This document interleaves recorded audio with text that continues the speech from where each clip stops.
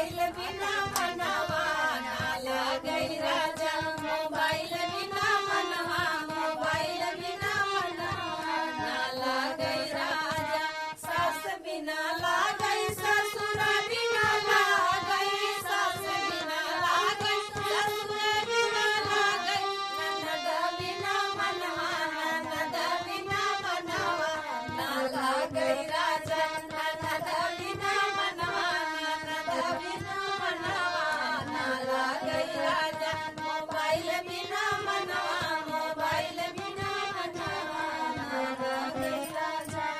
जेठ बिना लागै जेठान बिना लागै जेठ बिना लागै जेठान बिना लागै जेठान बिना लागै जेठान बिना लागै देवर बिना मनवा देवर बिना मनवा ना लागै राजा देवर बिना मनवा देवर बिना मनवा ना लागै राजा मोबाइल बिना मनवा मोबाइल बिना मनवा ना लागै राजा